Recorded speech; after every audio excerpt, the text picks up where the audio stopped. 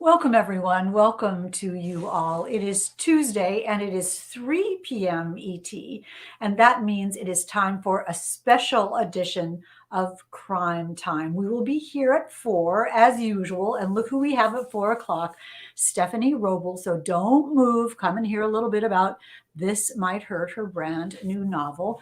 But I could not resist. I could not resist putting on Crime Time at a special time today for my darling pal and brilliant writer, Rea Frey, whose new book, Secrets of Our House, has just been released. And I really want you to know about this book. I am Hank Phillippi Ryan, your host, the USA Today bestselling author of 13 novels of suspense, including the newest, Her Perfect Life, so casually displayed behind me, which is now casually displayed, which is now a nominee for the Agatha Award for Best Novel of the Year. So thank you so much for that. But now we have the absolute delight of talking with Rea Frey. I want you to see the house on this cover and where this woman is looking out the window, because that is going to make a huge difference in your reading and enjoyment of this book. It's just out. It's the back cover says I'll read it to you, a thrilling domestic drama set against the power of the wilderness. And the setting in this novel is so riveting and so devastating and so gorgeous and so terrifying at the same time. And Rea has done a great job about that. And Rea is giving away a copy of Secrets of Our House. And there it is, to one lucky commenter. So please be sure to leave a comment or a question or just general adulation for Rea in the comments, and we will choose a winner. The mighty Blazers in the back room will choose a winner before this broadcast is over. So you have about 40 minutes to ask Rea a question. Rea, welcome. It has been such a long time since we chatted. I know, 2020, I think it's been 2 years. Wow. I think it is. It was with my last book, Until I Find You, and that was 2020, August of 2020. Wow. So Till I Find You, what a great novel. I highly recommend that one as well. And we were talking earlier about how time just seems to be Blur's day every day. So I don't know what year it is, what day it is, what month it is. It's just all an illusion. And time for your new book, though. Yes. And we are very thrilled about that. Where are you and what's it like there? And how is it going with the new book? Yeah, I'm in Nashville. I'm in my husband's art studio. So there's art behind me, art on the walls. I have my own little writing studio, but it does not have internet on purpose. So I can't go out there to that. But yeah, I'm in Nashville and it's rainy, dark, moody, setting the mood for talking about this book today. It is a dark book. It's raining here in Boston as well. So we are connected by weather. And we are saying in the comments that you can get signed copies of Rea's book at Parnassus Books and Snail on the Wall Books. If I look this way, I'm looking at the comments, you all. I'm not looking away. I'm just looking to see who is here. And I thank you so much for joining us. If you are new, this is Crime Time on A Mighty Blaze. You know that A Mighty Blaze was started at the beginning of the pandemic, 2 years ago almost, now by the fabulous powerhouse team of Jenna Blum and Caroline Levitt, to keep us all together, to keep us reading and writing and be a community of people who love books and who talk to each other. And that is why Crime Time is happening right now. And Anissa is here saying hello to both of us, our darling Anissa, and now the party has started. So I want you to hear from Rea, but you know I have to read her bio first. So let me do that so you can, if you're new and you haven't met Rea Frey, you can know who she is. She is the award-winning best-selling author of Not Her Daughter, Because You're Mine, Until I Find You, and Secrets of Our House. Let me show you this one more time. We're talking about Secrets of Our House today. She is also, and I want to talk about this as well, she is also the CEO and founder of Writeway, where aspiring writers become published authors. And if any of you are aspiring writers, well, you're not aspiring writers if you're writing. You know what, you're writers. But if you want to make a career of it, if you want to know the next steps and how to be a published author, check out reafrey.com or writewayco.com. And there it is on the screen. So you can do it, but don't go right now. Okay. Don't go right now, because we do want to hear about Secrets of Our House. And let me tell you one more thing before I let Rea talk. I know we always do crime fiction here, and that's why we call it Crime Time, about murders and con artists and serial killers and whatever. But today we're going to be talking about emotional crimes. And the devastation that we can do to each other with our minds and with our desires and with our secrets. And that is what Secrets of Our House is about. Tell us a little. I'm finally going to let you talk, Rea. Can you even imagine? Tell us a little bit about this book. Yeah, so this book is a little bit of a departure from my previous books in that it is a domestic drama, but it's really about this very successful businesswoman, Desi, who has built her dream getaway home, this black house, which it's referred to in the book, in the North Carolina mountains. She and her family live in Chicago. They decide to go to this black house for the summer. Her husband, Peter, comes along with her and her 17-year-old daughter, Jules, in hopes of just having a wonderful summer before her daughter goes off to college. And when they get to the black house, everything starts to unravel. Desi's marriage is on the verge of divorce. Her daughter falls in love for the first time and decides she wants to throw away her future for the love of a boy. And Desi's past literally comes knocking at the door of the black house and threatens to reveal all these secrets she's tried so hard to keep. And as you mentioned, the wilderness, the setting really plays a role in this book. And there are some very high stakes moments and action. There's more action in this book than I usually write. So it was a really different, fun book to put together. Yes, the setting is part of the star, one of the stars of this book. There's just no question about that. And I know there's a story behind the Black House. Tell us that first, so we know where this setting came from. Yeah, so in 2019, actually, I was on a little 3-stop book tour, and I stopped at my friend Emily Carpenter's house, who's a wonderful kind of gothic suspense writer. And she was like, come to my house, you can stay, it'll be great. And so I'm thinking, it's a house, right? It's just a normal house. And I pull up to this big black gate and go through, and there is just this monstrous, beautiful steel and glass black house, unlike anything I'd ever seen. And I walked in, and the first thing I actually said was, this is the perfect house for a murder. Yeah, as you do. I videoed myself saying it because I was like, can I take a video of this, of your house? And ironically, Secrets of Our House was more of suspense drama. There was death and murder and all of these things, the first draft of it, and it changed along the way.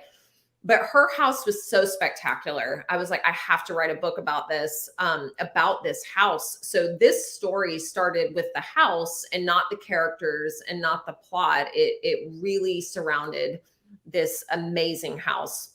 And I wish there was a murder in my book, so I could ring true on my promise. But that was the first thing that I said, which only a writer would understand, I think. Well, you know a good setting when you see it. There's no question about it. And, there may not be a murder in this book, in Secrets of Our House. If you're just joining us, we're talking about Secrets of Our House by Rea Frey. There may not be a murder in it, but there is certainly suspense. There is dread on every page, because we know whenever there are secrets, there are very, very high stakes, life-changing secrets. Gail's, we talked at length about it. She was like, oh yeah, great. So Gail is saying, did she let you stay after the murder comment? That is pretty interesting. We'll go back to that. Had it ever crossed Emily's mind that it was sinister? Yes. Yeah, for sure. We talked a lot about that, actually, because I was like, this is the perfect container for a story of some sort. But, when you're in your own home, sometimes that's very limiting to write about where you live for some authors. But I'm very curious if she'll ever use it in a future book. But we had a really fun conversation over wine about her house, for sure. Well, I was thinking about that as you were talking about it, and you came up, and this is kind of interesting when you think about your story. You came upon this house from outside, and you saw it outside first, this edifice, that's black edifice. But Emily and the characters in the book live in the house. And when I put myself in the book in the house, it's light and it's beautiful. And the view outside from inside is wonderful, and forest and greenery and sky, which is not sinister, Right. which is glorious. So it is interesting that inside, outside in, and inside out, which is sort of what your book is about. Absolutely. And I wanted to really play off of that because the main character wants everything to be beautiful. She's very concerned with appearances and how things look versus how they feel, even with her own family. So when she creates this perfect place and this perfect getaway in this perfect spot, she's assuming that everything will be perfect. And that is why the wilderness comes into play as well, because there's danger there. And, you have to be careful. You could build the most incredible house in the woods, but if you don't know how to take care of yourself and you don't know how to survive, there is danger lurking around every corner. But for these characters, it's really what's going on in their minds when they're out of their day-to-day lives, when they're only faced with each other, that all the secrets start to trickle out. And you paint this picture of Desi, one of the main characters, the wife and the mother, and the business person in the book, as she is so desperate to have everything be perfect. She is so desperate to present herself as a perfect person, and to have made all of the right choices along the way, and that becomes quite a tightrope for her. Definitely. And she is, I will say, I tend to write characters that might not be the most likable. They can be relatable, but she's very flawed. And there are another set of characters in the book that's kind of this messy, a messy family and a messy house. And they're dealing with a lot of different things, but their closeness really triggers her. And she starts to realize through the book that she might have been focused on all of the wrong things all along, and because she's really trying to hold tight to the fabric of her family as it's starting to fray and fall apart. I think she's examining her life, her choices, and starting to second guess some things. Which can be difficult when you get to be of a certain age, when you're Absolutely. 40-ish or something, and you Yep. realize that you spent 40 years believing in a thing and believing in a method and believing in how you want to be and making it be that way. Absolutely. What do you do when you might have been wrong? Absolutely. And she's grappling too, I feel like a lot of people can relate to, maybe that one person who got away, the big what if person when it comes to love or relationships. And, she escapes and thinks a lot about this one person that she used to really care about and love. And I think it's easy for us to second guess our lives. Did we make the right choices? Are we with the right person? Should I have chosen this other person? And then we start to get into that whole grass is greener, sticky situation. But again, I think it's something that a lot of us can relate to as we think about our decisions and our lives. And of course, what sort of upends those kinds of contemplations, if that's a word, is that Mhm. we're at 45 or 40 deciding what we should have done at age Right. 23 when we're not age 23 Exactly. anymore. So we aren't the 23-year-old self. But meanwhile, Desi sees her daughter, her 17-year-old daughter, beginning the path to where Desi herself is now, Yeah. making her own decisions. And she sort of not only is thinking about her own secrets that have been created, but what secrets Jules might have and what decisions Jules might make, and whether she should impose her own perfection and needs on her daughter. And that mother-daughter relationship, so throughout, is Yeah. so powerful. Yeah, mother-daughter relationships I'm very interested in general. I have a 9-year-old, so I don't have a teenager, but it was really interesting to have these two characters. The book is told with these two women's points of view. But at the beginning of the book, one of them is falling out of love. Desi is falling out of love with her husband, and her daughter is just falling in love for the first time. So they're kind of these weird mirror images of each other. And I think Desi sees herself in her daughter and sees her daughter maybe making some of these choices that she thinks aren't right for her, because as parents, we think we know best. We think we know our children best. We think we know what would be best for them in the future. And there's a lot of push and pull between mother and daughter in this book. And I can really relate to that. I kind of wrote some of myself in Jules because when I was 17, I was a great student and all this stuff. I was like, I don't want to go to college. I want to go out in the world. I want to live. I want to work. I want to, just be. And my parents were like, nope, you're going to college. This is what you're doing. And I really felt that tug because I thought I knew what I needed and what I wanted at 17.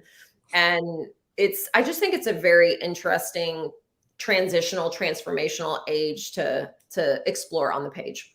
Rea, you and I have talked so much about how much we have in common. And when Yeah. I was 17, I told my parents that I was not going to college, that I wanted Yes. to be in the world. I wanted to do something good, that there was nothing college could ever do. And I actively stalled sending in my college applications so they would be late, so they would be rejected by the date.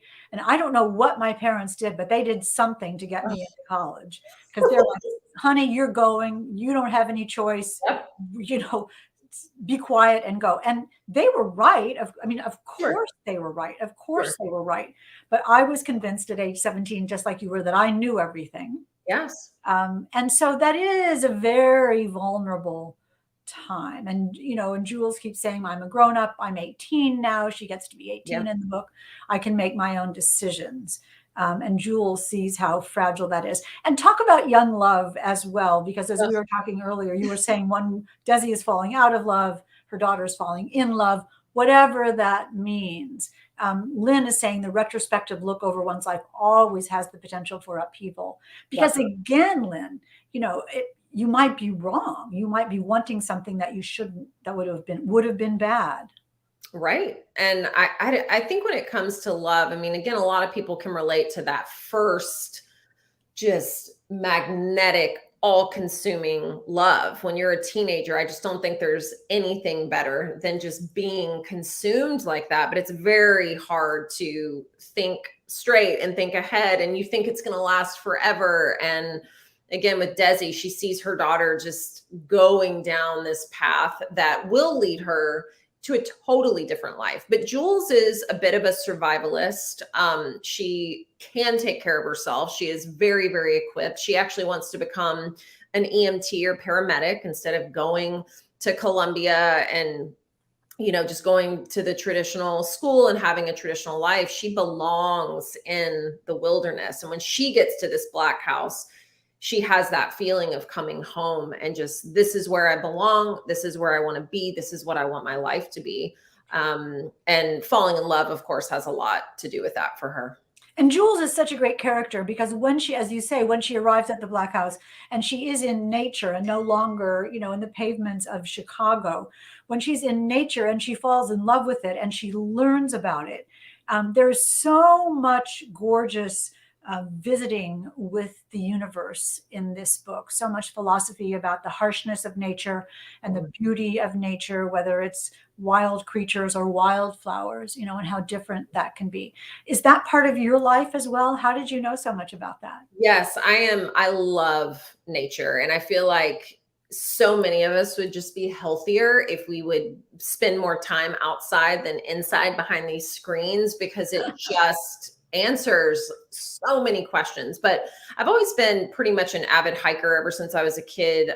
My parents just would take us on these, crazy hiking adventures. And my goal in life is like to live in the woods, just be surrounded by beauty. But there's a lot of responsibility that comes with that too. And I wanted to explore that here on the page and just almost live out a few worst case scenarios and see what would happen, because there is such a responsibility with nature. But we've forgotten what it means to be human. We've forgotten what it means to hunt our food, to survive, to clean, we take clean water for granted and the roof over our heads. And we've just gotten so far away from what it means to be human and where we started. So it was kind of fun to put this Chicago family into the wilderness in this gorgeous home, but also have them face some pretty real challenges. And it's interesting too, because you parallel the challenges and the problems and the fears that come from an urban environment with the challenges and the problems and the fears that come from this rural wilderness environment. But put together, that is all about how fragile we as human beings are, and how fragile life is, and how really short life is. Talk a little bit about that element of the book. Yeah, I mean, you're right. We are fragile, but we're also really resilient at the same time. And there are a couple of situations in the book that I, won't give away, but that really show the fragility and the resilience of the human body and what we're capable of, but how just like that, it could also be gone, and we could be gone in a heartbeat. So that was really fun to play with. Like, what can these characters withstand, and what would they do in this situation? And so it was really fun to play with on the page. And also the family dynamics. Then when you Yeah, take a domino from a family and remove it or add it, how the rest of the people who have to deal with that situation change as a result of that. absolutely. And I also saw this question has just been here, and I'm like, oh, I want to answer this one, Okay. but just if the last 2 years affected the writing of Mhm. this and the plot. And yes, so I wrote this book 2 years ago at the start of the pandemic, actually. And we had pushed to come out in February, so my publication date got delayed. And it was funny because we were all in our houses. We were all just in our houses suddenly. And that's when I got the idea of this. And I wanted to set it in a place that would be beautiful and I would want to escape to. But I'm not sure I would have written this book had the pandemic not happened and had the quarantine not happened. So it was really easy to kind of imagine this container because I was in a container with my husband and my daughter, as we were trying not to kill each other. So how did the, I mean, you were saying that initially in the book, it was sort of more of a murder mystery. What Yeah. happened in your mind that evolved it into being this wilderness drama family suspense novel? Yeah, so that is kind of my editor. So I had this idea and I was like, yes, I'm going to write, this fast-paced. It was way more of a thriller. The setting was always there though. I wanted to have it in North Carolina, in the mountains, in this black house. But, I was very influenced with this book by reading Kristen Hanna's The Great Alone, Uh-huh. which if anybody hasn't read that book, it's so beautiful. And I was like, I want to write a book like this. And I remember when I turned in the first draft of this, my editor just really wanted me to stretch and push beyond a typical thriller, beyond the suspense, and take it more in a drama family dynamic direction. And it's not something I'd really done before. So it was taking a risk a little bit because it's a departure from what I've written before. But at the end of the day, I'm glad I did because it allowed me to get into the family dynamics and into just what we can all relate to on a daily basis, with living within our relationships and how we lie to each other and how we pretend to be one thing when we might be thinking another. And I don't know, the most dangerous place to be can sometimes be in your head or be in that container with the people that you supposedly know best. So I And think, all of whom have secrets, including yourself. yes, yes, completely. Completely. And I think I'm so interested in psychology in general, and just, we think we know so much about each other. And I don't know a person that doesn't have some sort of secret that they haven't told, their partner, their spouse, their friend. And it's very interesting that some couples, for instance, like Peter and Desi, could live 20 years together and not know some of the most important, fundamental things about each other, that could blow up their marriage. And we're talking about Secrets of Our House by Rea Frey. If you just arrived, welcome, welcome, welcome.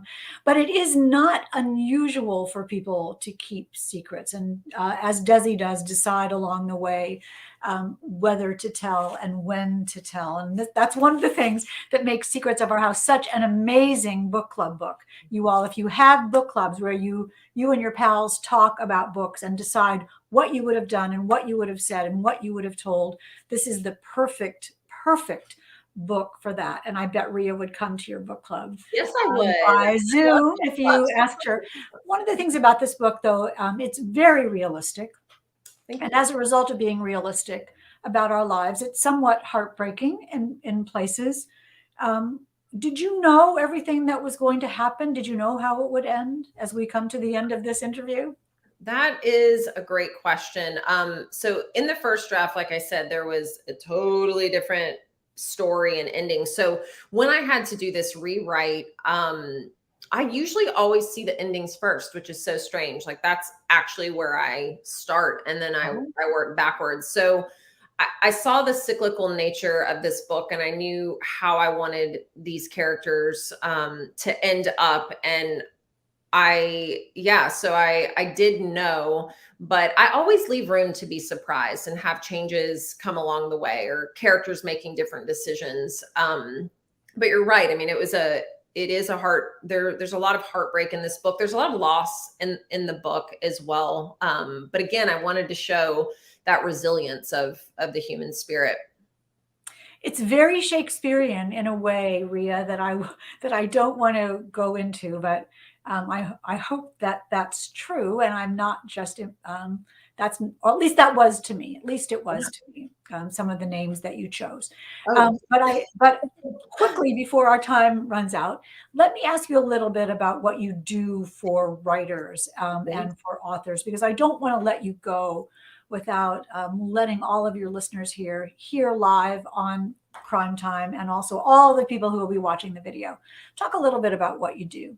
Yes. So very quickly, when I became an author, I took it upon myself as part of my authorly duty to help other authors. I've been doing it for years and years and years. And I would just help writers when needed with editing, with ghostwriting, with writing a proposal, with a pitch letter, with finding an agent. And I loved it so much that it quickly scaled into this side hustle where people were coming to me, and it was just turning into a business without me trying to do anything or trying to start a business. But ironically, at the top of 2020, it had been a successful model for 2 or 3 years. And I was like, I'm going to create a business. And then the pandemic hit. I was petrified that, I'd made a mistake. And instead, we have had in 2 years 65 first time authors land agents and book deals. Many of those have gone on to become #1 bestselling authors. And I just attribute it to honestly telling the truth, really working with these authors to explain the publishing industry, to set their goals, to figure out what kind of career they want to have. What does success really look like to them? I really take a lot of time to talk about and answer questions that I wish I would have known and would have thought about at the beginning of my career.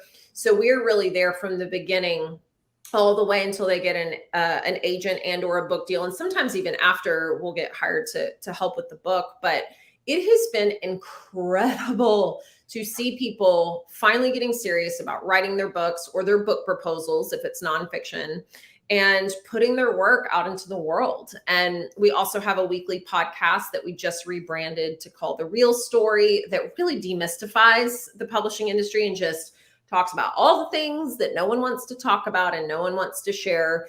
We are here to empower authors to advocate for themselves and to have a good time doing this, because there's a lot that we don't know. And it's just one of my passions to help authors along the way. It must be so rewarding. Oh, it's so rewarding. I get more excited when a client gets a book deal than when something happens with my own books. Like, it's just the coolest thing they come to us with a concept and they leave with like an agent or a book deal. It's just, or if they self-publish, we help self-published authors as well. We help them with their books, and it's just incredible. It's to really have that belief in yourself and then to see it all the way through. And sometimes you just need a little help to get it out there.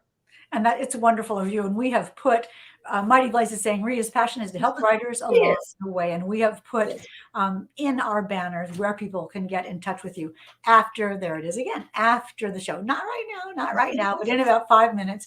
And we are going to also give away a copy of Secrets of, I love it, Secrets of Our House. Thank you for Rea for your generosity for giving away a copy of Secrets of Our House to one lucky commenter. I know that you and I have been answering the questions along the way pretty much, but if we have any more questions, we would love to answer them.